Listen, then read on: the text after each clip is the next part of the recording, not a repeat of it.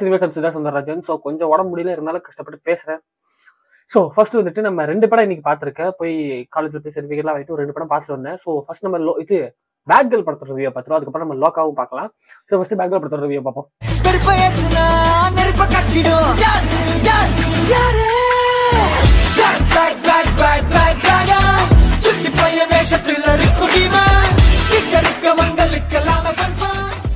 Character வந்துட்டு உண்மையிலேயே ஒரு வெற்றிமாறன் கிட்ட வந்து வந்தவங்களா இவங்க அப்படின்னு ஆச்சரியப்படுற மாதிரி தான் இருந்துச்சு இந்த படம். படத்தோட ஸ்டார்டிங் இந்த ப்ரமோஷன்ஸ்ல ஆரம்பிச்சதுல இருந்து இந்த படம் வந்துட்டு ஒரு சொசைட்டி எதிர்த்து இது பண்ண போற படம் அப்படிங்கிற மாதிரி எல்லாம் யோசிச்சுட்டு இருந்தா நேர் ஆப்போசிட்டா இருக்கு. சொசைட்டி எதிர்த்து இது பண்ண போற படமே கிடையாது.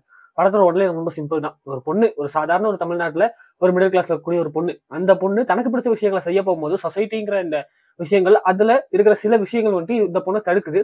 அதையும் மீறிட்டு தனக்கு பிடிச்சதை நான் செய்வேன், யார் என்ன கேள்வி கேட்பா அப்படின்னு சொல்லிட்டு போராட்டம் பண்ணி சுதந்திரம் வாங்கி கொடுக்கறதா ஒண்ணும் கிடையாது. எனக்கு பிடிச்சதை நான் பண்றேன், அது தப்போ ரைட்டோன்னு சொல்லிட்டு பண்ணக்கூடிய ஒரு பொண்ணு தான். It's slice of life film.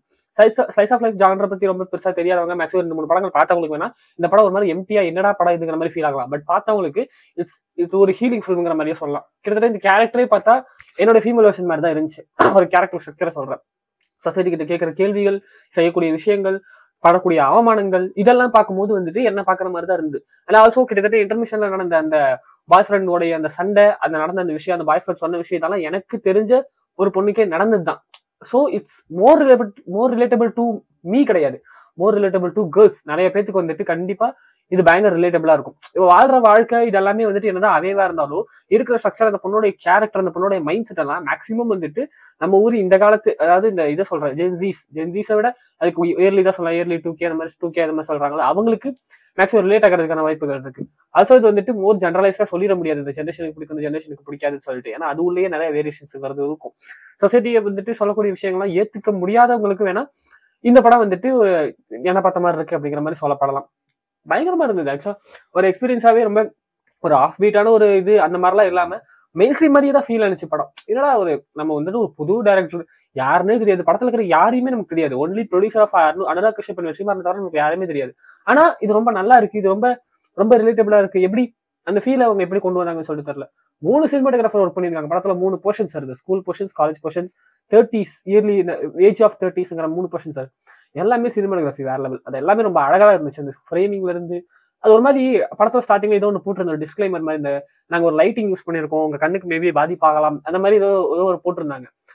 அந்த சினிமாட்டோகிராஃபியில ஒரு வெளிச்சம் அது எப்படி கொண்டு வந்தாங்கன்னு சொல்லிட்டு தெரியல. அதெல்லாம் அவ்வளவு அழகா இருந்தது. ஒரு சீனுமே அதை சூப்பரா எடுத்திருந்தாங்க. பயங்கர ஒரு இது நான் பாடுறா இப்படி பண்றேன் அப்படிங்கிற மாதிரிலாம் பண்ணாம ரொம்ப நார்மலா இருந்தது. ஒவ்வொரு சீனுமே ரொம்ப நார்மலா ரொம்ப அழகா இருந்தது. எனக்கு இந்த இது ரொம்ப பிடிச்சிருந்தது. நிறைய சாங்ஸாவுமே எல்லா சாங்குமே நான் முன்னாடி தான் கேட்டுட்டு இருந்தேன். எல்லா சாங்குமே எனக்கு பிடிச்சது. கிட்டத்தட்ட நம்ம டெய்லி லைஃப்ல நம்ம செஞ்சுட்டு இருக்கிற சில விஷயங்கள், இப்போ ஏதாவது நடந்து போயிட்டு இருக்கும்போது இப்போ ஏதாவது நம்ம பாட்டு கேட்டுட்டு இருக்கோம், பாடிட்டு இருக்கோம் போது குறுக்கால ஏதாவது பேசினா பாட்டு நின்றோம், பேசி முடிச்சுட்டு அவங்க போனதுக்கு அப்புறம் திரும்பி பாடுறோம். இதெல்லாம் படத்திலேயே ஃபிட்டா இருந்துச்சு. அந்த பாட்டு ஓடிக்கிட்டு இருக்கும்போது அந்த பொண்ணு அப்படியே நடந்து போயிட்டு இருக்கா, குறுக்க வந்து ஒருத்தவங்க வந்துட்டு ஏதோ ஒன்று கேட்கறாங்க, கேட்டு முடிச்சுட்டு அவங்க போனோடனே திரும்பி பாட்டு கண்டினியூ ஆகுது. இந்த மாதிரி அழகான விஷயங்கள்லாம் ரொம்ப ரொம்ப என்னடா இது ரொம்ப நம்ம வாழ்க்கையில இருக்கிற சில விஷயங்களை எப்படா ஒரு சினிமாக்குள்ள வைக்கிறீங்க ஹவுங்கிற அந்த இதுதான் வந்துச்சு. அது ரொம்ப ஆச்சரியமாவும் இருந்துச்சு. அப்படின்னா இது எல்லாத்துக்குமே நடக்குதா? டே ட்ரீமிங், இந்த கனவு உலகத்துல இருக்கிறது, அதுக்கப்புறம் அதான் ரொம்ப முக்கியமா இந்த மேட்டர் தான். அந்த செல்விங்கிற கேரக்டர் அந்த பொண்ணுகிட்ட சொல்லும், அவன் உனக்கு சரிப்பட்டு வரமாட்டான், அவனை விட்டு வந்துரு, மூவன் எவ்வளவு தடவை சொன்னாலும் கேட்கவே கேட்டாங்க, திரும்பி போயிடுவாங்க. இது அமலா பொண்ணுங்களுக்கு மட்டும் நடக்குது இல்ல, பசங்களுக்கும் நடக்கும். பசங்களையும் அப்படி ஒருத்தர் இருப்பான், மச்சான் விடுறா மூவன் ஆகுடா, அந்த மூவன் ஆகுடான்னு சொல்றவன் நான் மூவன் ஆகுடான்னு சொன்னா கேட்க மாட்டானுங்க, திரும்பி போவானுங்க. ஆல்சோ வந்துட்டு ஒரு ஃபீமேல் லீட் ஃபிலிம் எடுக்கிறாங்க, அதுல வந்துட்டு அந்த பொண்ணை ஒரு பையன் ஏமாத்தான்னு காட்டும்போது அந்த பையனை ரொம்ப வில்லனிஷாவும் காமிச்சிடாம அதுலயும் ஒரு கான்சியஸ்னஸோட அவசியில ஒரு நியாயமும் அதெல்லாம் ரொம்ப இதா இருந்தது. டென்ட் வாண்ட் டு ஸ்பாயில், அதை நான் ஸ்பாயில் பண்ண விரும்பல. ஏன்னா சில பெரிய படங்கள் ஸ்பாயில் பண்ணணும்னு அவசியமே இல்லை. இந்த படம் எனக்கு என்னன்னா இது ரொம்ப பெரிய சீக்ரெட் சர்ப்ரைஸ் படம் பார்க்கும்போது ட்விஸ்ட் அப்படியெல்லாம் ஒன்றும் இல்லை, நீங்க நினைக்கிறது தான் நடக்கும். ஆனா ரொம்ப அழகா அதுல இருக்கிற சில விஷயங்கள் மட்டும்தான் வேறுபடும். ரொம்ப அழகா இருந்தது. அந்த ஹோல் அந்த இன்டர்மிஷனோட செட் அது மொத்தமாவே எனக்கு ரொம்ப சூப்பரா இருந்துச்சு. இது ஒரு டிராமா, அது உள்ள ஒரு சண்டை, அந்த பொண்ணோட வலி, அது முடிச்சதுக்கு அப்புறம் நான் நினைச்சது என்னன்னா சரி ஓகே முடிஞ்சு வச்சு அடுத்து வந்துட்டு டிப்ரெஷன் ஸ்டேஜ் காட்டுவாங்க, மேக்ஸிமம் நம்ம பார்த்த லவ் ஃபிலிம்ஸ்ல ஹீரோடைய கேரக்டர் இந்த மாதிரி ஏதாவது இன்டர்மிஷன்ல இந்த மாதிரி இதா இருந்துச்சுன்னா அடுத்து டிப்ரெஷன் பேசுன்னு சொல்லிட்டு குடிச்சிட்டு சுத்தி இருக்கிற மாதிரி காட்டுவாங்கல்ல.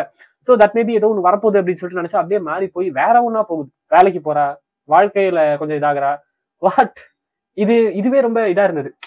ஸோ ஓகே, நம்ம எவால்வ் ஆகுறோம், சினிமா எவால்வ் ஆகுது. சம் சினிமாஸ் வந்துட்டு நம்மள பேக்ரவுண்ட்ல எவால்வ் பண்ண வைக்கும், சில ஐடம் சாங்ஸை வச்சுக்கிட்டு சில விஷயங்கள்லாம் இன்னுமே ஸ்டீரியோடிபிக்கல் பண்ணிட்டு. அப்படி இருக்கும்போது நம்ம எவால்வ் ஆகுறோம், நம்ம ரியல் லைஃப்ல நம்ம இருக்கிறத அப்படியே பிரதிபலிக்கிறாங்க அப்படிங்கிறது ரொம்ப அழகா இருந்தது. யூஸ்வலா இல்ல, இது யூஸ்வலா இது முடிஞ்சா இப்படிதான் இருக்கும்னு சொல்லி இருக்குல்ல, அது இல்லாம அதை பிரேக் பண்ணிட்டு ஏன் இப்படி இருக்கக்கூடாதான்னு கேட்கிற அந்த மாதிரி சினிமாக்கள் எனக்கு ரொம்பவே பிடிக்கும். அப்படி இருந்தது, ரொம்ப அழகா இருந்தது அதெல்லாமே. முக்கியமா இன்னொரு மேட்டர் வந்துட்டு அந்த அம்மா கூட நடந்த அந்த ஹோல் கிளைமேக்ஸ், அந்த மொத்த செட் பீஸ்மே ரொம்ப அழகா இருந்தது. அதுல அந்த அம்மாவோட சைடுமே நான் வந்து ஸ்டார்டிங்ல இருந்தே ஓகே, உங்க ஃபேமிலி சைடு வந்துட்டு ரொம்ப பைத்தியக்காரங்களா இவங்க அப்படிங்கிற மாதிரி தான் இருந்துச்சு. அந்த அந்த பொண்ணு அவங்க ட்ரீட் பண்றது, சொல்ற விஷயங்கள், அந்த பாட்டி கேரக்டர் எல்லாமே. பட் இந்த எண்ட் வந்துட்டு அந்த அம்மா கேரக்டருமே அதுல பாதிக்கப்பட்ட ஒரு ஆள். ஒரு டயலாக் ரொம்ப சூப்பரா இருந்துச்சு. அவங்க அம்மா கிட்ட அவ சொல்றாங்க, ஓ அம்மா, நீ உன்னோட அம்மா நீங்க எல்லாருமே உங்க பூட்டை உடைக்க முடியாதனால அந்த பூட்டத்துக்கு அடுத்த ஜென்ரேஷன் கொடுத்துறீங்கன்னு சொல்லும்போது தட்ஸ் ரியல். அதுதான் உண்மை. அது வெஸ்டும் கூட அது பண்ணக்கூடாது, ஆனா பண்றாங்க. அப்படிதான் சொசைட்டி இருக்கு, என்ன பண்றது. அந்த பூட்டத்துக்கு ட்ரான்ஸ்ஃபர் பண்ணிட்டு போயிட்டே இருப்பாங்க. துப்பாக்கி பிடிங்கிற மாதிரி பூட்டை பிடிங்கன்னு சொல்லிட்டு விலங்க பிடிங்கன்னு சொல்லிட்டு போட்டுட்டு போயிடுறாங்க. அடுத்த ஜென்ரேஷன் சுமந்துக்கிட்டு அது அப்படியே போய்கிட்டே தான் இருக்கு. யார் பிரேக் பண்ணுவாத? பிரேக் பண்ணா அது இது சொசைட்டி, பெண் என்பவள் கடவுள். I don't want that. எனக்கு அது பிடிக்கவே பிடிக்காது. ஒரு பொண்ணை வந்துட்டு குளோரிஃபை பண்றது எனக்கு பிடிக்காது. She's is human. அவளும் நம்மள மாதிரி ஒருத்தி தான். அவளை தப்பான ஒரு இதுல பரவாக பார்க்க கூடாது, அதுக்காக காட் லெவல்லையும் பார்க்க கூடாது. அவளும் நம்மள மாதிரி ஒருத்தி தான், ஒரு பொண்ணு, நார்மல், அப்படி பார்க்கணும். அது இந்த படத்துல இருந்தது. அண்ட் ஒரு கட்டத்துல வந்துட்டு அந்த அம்மா கேரக்டர் ஸ்டார்டிங்ல அந்த அம்மா கேரக்டர் வந்துட்டு அந்த தப்பு பண்றதெல்லாம் தெரிஞ்சு ஸ்கூல்ல அது மாட்டினதுக்கு அப்புறம் நீ எதை பண்ணக்கூடாது இதை பண்ணக்கூடாதுன்னு சொல்லிட்டு அதெல்லாம் போயிட்டு ஒரு ஹோல் அந்த இதெல்லாம் போயிட்டு அதுக்கப்புறம் அந்த காலேஜ் இதெல்லாம் முடிஞ்சு அந்த கிளைமேக்ஸ் கிட்ட வரும்போது அவங்க அம்மா அந்த வீட்டுக்கு ஒரு சீன் வரும். வீட்டுல வந்துட்டு கல்யாணத்துக்கு வந்திருப்பாங்க. வந்துட்டு ஆக்சுவலா அங்க ஒரு அழகான ஒரு விஷயம் இருந்துச்சு. கல்யாணம் கிடையாது, இது வந்துட்டு அந்த வீடு புண்ணியாச்சான்னு நினைக்கிறேன். அதுல வந்துட்டு ஹோமம் பண்ணிட்டு இருப்பாங்க. அதுக்கு இன்வைட் பண்ணிருப்பாங்க. இவ போவா, அது சொந்தக்காரங்களுடைய ஃபங்க்ஷன். அப்ப அந்த குழந்தைய வந்துட்டு ஹோமத்துல உட்கார வச்சிருப்பாங்க. அந்த ஹீட்டு தாங்க முடியாம அந்த ஹோமம் வச்சிருப்பாங்க. அந்த ஹீட்டு தாங்க முடியாம அந்த குழந்தை அழுகும். அவ அந்த சாரி ஹீரோயின், அவங்க பேரு மறந்துட்டேன், ரம்யா வந்துட்டு அந்த குழந்தையை தூக்கிட்டு ஜன்னல் கிட்ட போயிட்டு கொஞ்சிட்டு இருப்பாங்க. சுத்தி இருக்கிறவங்க எல்லாம் என்ன இப்படி பண்ணிட்டு இருக்கா, வீடியோ புண்ணியாச்சனை பண்ணும்போது ஹோமத்துலதான் குழந்தை இருக்கணும்னு சொல்லிட்டு, ஏன்னா ஹோமத்துல இருந்து அந்த குழந்தைக்கு கண்ணீர் அழுகுதுடா. உங்களுடைய கலாச்சாரத்துல ஒரு பேசிக் சென்ஸ் இருக்காங்கிற அந்த கேள்வி வந்தது. அந்த பொண்ணு பண்றது அங்க கரெக்ட். ஆனா நமக்கு அது தெரியும். ஆனா அங்க இருக்கிறவங்க எல்லாருமே இந்த பொண்ணு தான் தப்பா சொல்லுவாங்க. இது நிறைய இடங்கள்ல நமக்குமே நடந்திருக்கும். ஏதோ ஒரு விஷயத்த நம்ம கேள்வி கேட்கும் போது அதெல்லாம் இந்த படத்துல வந்து ரொம்ப அழகா இருந்தது. ஓ, ஏதோ சினிமால காட்டுறாங்க, இதை காட்ட முடியுமா அப்படின்னு சொல்லிட்டு. இன்னும் அதுக்கப்புறம் அந்த இதுக்கப்புறமா ஒரு வீட்டுல ஒரு மொனலாக் ஒண்ணு நடக்கும். நான் போனதுக்கு அப்புறம் உன்னை யாரடி பாத்துப்பா, உன்னை யாரு பாத்துக்கிறாருன்னு. அவங்கள யாருமே பாத்துக்கல, அவங்க தான் மத்தவங்கள பாத்துக்கிட்டு இருக்காங்க. அவங்க அப்பா கொஞ்சம் கூட கவலை இல்லை அதை பத்தி எல்லாம். எங்கம்மா சட்னி எங்கன்னு கேட்பாரு. அதெல்லாம் அவங்க அம்மா கொஞ்சம் கொஞ்சமா ரியலைஸ் ஆகிற மாதிரி. அண்ட் ஒரு முக்கியமான அந்த சைக்காட்ரிஸ்ட் அந்த கிளைமேக்ஸ்ல வரும் கடைசியா. 2 பேருமே போவாங்க சைக்காட்ரிஸ்ட் கிட்ட. அப்ப அந்த ஒரு பூனை ஒண்ணு இருக்கும் இவங்க வீட்டுல. அந்த பூனை வந்துட்டு தொலைஞ்சிரும். அது ஒரு மொனலாக் ஒண்ணு நடக்கும். அந்த பூனை தொலைஞ்சதுக்கு அப்புறம் அந்த பூனையை தேடுவா ஊனு தேட்டர்ல கொஞ்சம் சிரிச்சாங்க. என்னடா பூனையை தேடுறதுக்கு வந்துட்டு மிஸ்ஸிங் போஸ்ட் எல்லாம் விட்டுறீங்கன்னு சொல்லிட்டு. ஆனா அது சிரிப்பு அதுக்கப்புறம் அப்படியே அது அழுகையா மாறிச்சு, அந்த பூனைக்கான அந்த எம்பத்தின்னு சொல்லிட்டு. அந்த அதுக்கப்புறம் சைக்காட்ரிஸ்ட போயிட்டு என் பூனை தொலைஞ்சு போயிடுச்சுன்னு சொல்லிட்டு அழுகிற அந்த சீன் எல்லாம் செம்ம சூப்பரா இருந்தது. அந்த ஜன்னலை திறந்து விட்டு அந்த பூனையை அனுப்புறதே அவங்க அம்மா தான். அங்க ஒரு சின்ன மேட்டர் வச்சிருந்தாங்க. அவளுக்கு அந்த பூனை வந்துட்டு சர்வைவல் கிடையாது, அது இண்டோர் கேரக்டர், அது வெளியில போயிட்டு ஏதோ ஒண்ணு பண்ணிட்டா என்ன ஆகுறது ஆகும்னு அவ பயப்படுவா. அதுக்கப்புறம் அவங்க அம்மா சைக்காட்ரிஸ்ட் வரும்போது அதே விஷயத்த அவங்க சொல்லுவாங்க. அவளை உள்ள வச்சே நாங்க வளர்த்துட்டோம், வெளியில போனா எப்படின்னு சொல்லிட்டு பயப்படுவேன், அதனாலதான் அனுப்பல அப்படின்னு சொல்லிட்டு. So same thing happen to her also. என்ன, அவ வந்துட்டு பூனையை வச்சிருக்கா, இவங்க இவளை வச்சிருக்காங்க. அதேதான் நடக்குது. அது நம்ம வந்துட்டு இவங்க கொஸ்டின் வச்சிருக்காங்க, எது கரெக்ட்?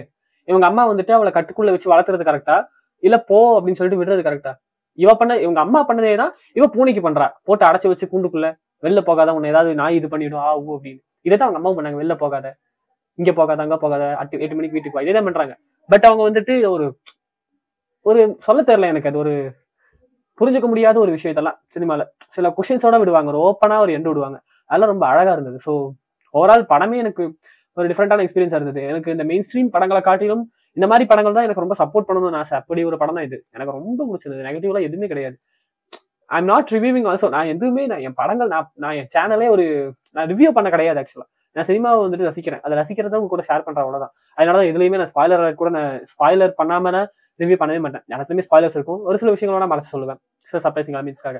எனக்கு ரொம்பவே பிடிச்சிருந்துச்சு. ஸோ இன்னைக்கு வந்துட்டு நான் 2 ஃபீமேல் லீட் கேரக்டர்ஸோட படங்கள் பார்த்தேன். ஸோ லோகாவும் ரிவ்யூ வரும். இந்த படம் வந்துட்டு பாருங்க, ஒவ்வொருத்தருக்கும் ஒரு மாதிரி இருக்கும். ஆனா கண்டிப்பா பிடிக்கும்னு சொல்லிட்டு நம்புறேன். என்ன ஃபாலோ பண்ணிட்டு இருக்கீங்க ஸ்டார்டிங்ல இருந்து அப்படின்னா, இன்ஸ்டாகிராம்லயோ யூடியூப்லயோ உங்களுக்கெல்லாம் கண்டிப்பா இந்த படம் பிடிக்கும். ட்ரை பண்ணி பாருங்க. மேக்ஸிமம் தியேட்டர்ல ட்ரை பண்ணுங்க. ஏன்னா கொஞ்சம் அது கொஞ்சம் கம்மியா தான் ஓடிக்கிட்டு இருக்கு. பேட் கேர்ள் மத்த படங்கள்லாம் ஓடிட்டு இருக்கு. பட் இது கொஞ்சம் கம்மியா தான் போயிட்டு இருக்கு.